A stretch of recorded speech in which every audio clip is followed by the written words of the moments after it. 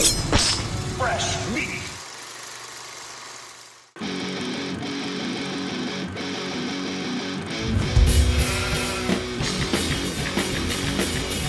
I'm Lance Velchek for Arrow in the Head's The Black Sheep, where we discuss and defend the genre's most divisive films.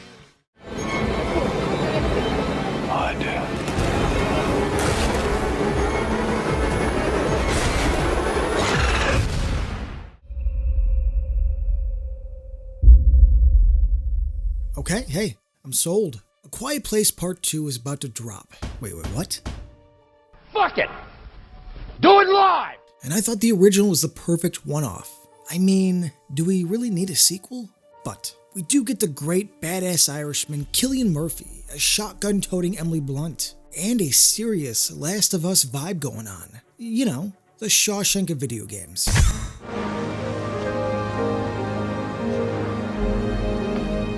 Now, I can't in good faith be against any wide-release monster flick. I've said it many times, but these babies are my bread and butter. I mean, if anything, they don't make enough. Come on, have some brass balls and put out more monster flicks.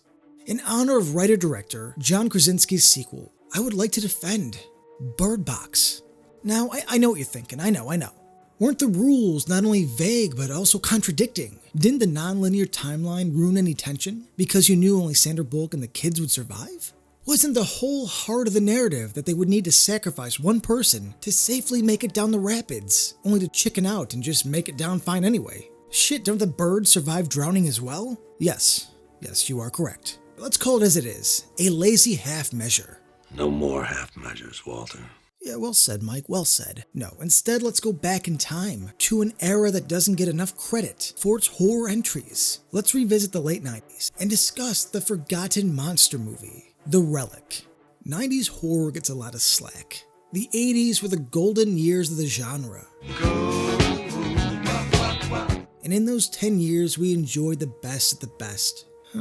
Beautiful times, really. And with shifting tastes and budding advancements in technology, plus coming off the peak of practical effects, the 90s never had a fair shake to begin with. Yeah, I mean, it's nowhere near the high point of the 80s, but it has a lot of great moments, which brings me to The Relic. In 1997, director Peter Hyams brought us the sci-fi monster gem that never got the home video bounce back I was hoping it would, and it faded away into the obscure corners of the internet. Time is a cruel mistress. First thing, Peter Hyams is the man.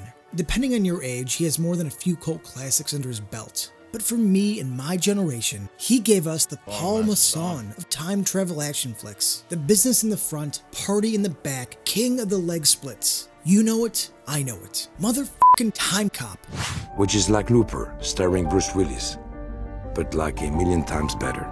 Though he has had a pretty solid career, I don't think Hyams gets enough credit for his craft. And The Relic is a great showcase of tension, spectacle, and good old-fashioned decapitations.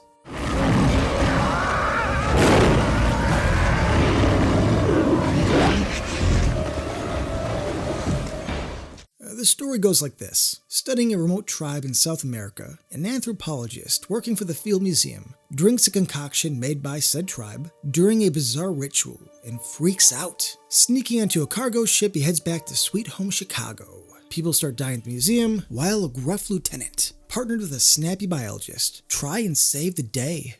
So yeah, it's not very complex or unique, but it is charming and more in line with the old-fashioned monster movies. You know, a thing gets loose, causes havoc, and must be killed. It's a comfort film, like Bond or Jason Voorhees. We know what we're getting and enjoy the ride because of it. The field is a great setting, and I can't stress this enough.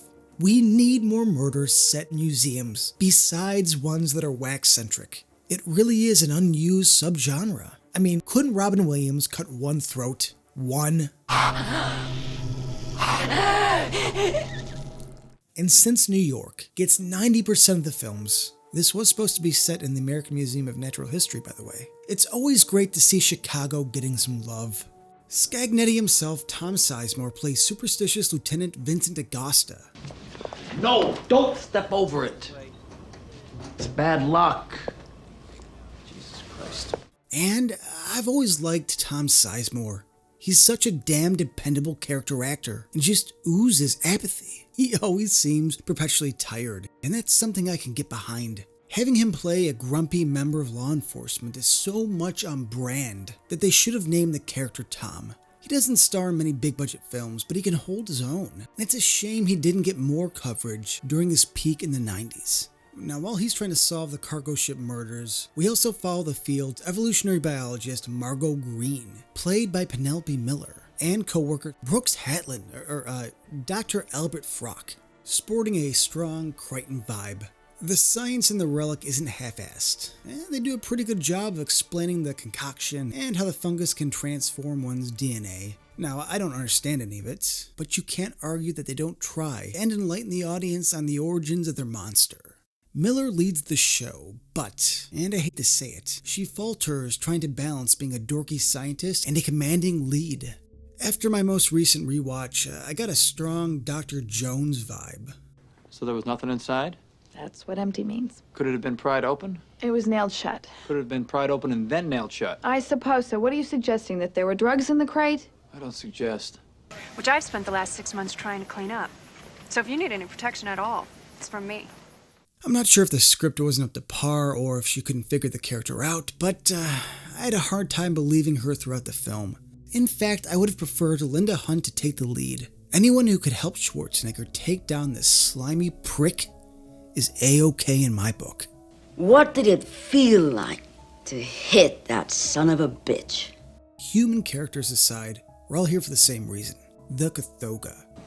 The Cathoga. I'm not the first to notice, but the Relic plays its first half as a slasher.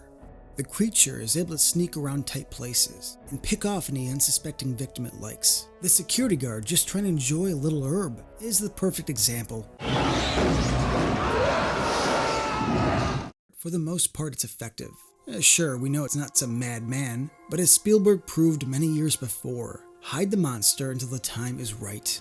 Since the Field Museum has a vast underground system, I mean, I'm not sure if that's even true, but just go with it. The monster can appear at any time, and we get some genuinely tense scenes. The late great Stan Winston brought the monster to life, and it has always been, in my humble opinion, one of the more underrated monsters, when you could actually see it. Listen, I'm all for atmospheric here, but we could have used an extra light or two. Part reptile, part primate. I've always loved the mixed design. You know, I prefer something more foreign, maybe more Lovecraftian, but the Cathoga was quite the fresh take back then. And it always seemed like something more in line with the fantasy genre. Yet this mystic beast is hunting in the mean streets of Chicago. I mean, not actually, but can you imagine? It's like I gotta worry about the cold, getting shot, fucking traffic on the Dan Ryan. Oh, and now a monster. Oh, good, great. Even with some dated CGI, which holds up better than most. This was still during the time of men in suits.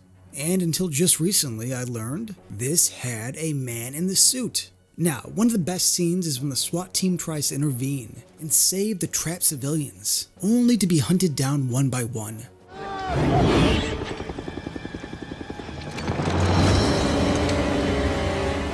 The Cathoga is cool, its explanation is interesting, the setting is a refreshing switch up, and for a big budget R-rated movie, the gore is pretty decent.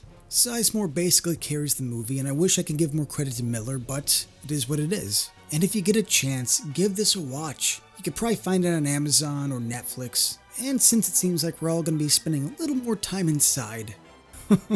No.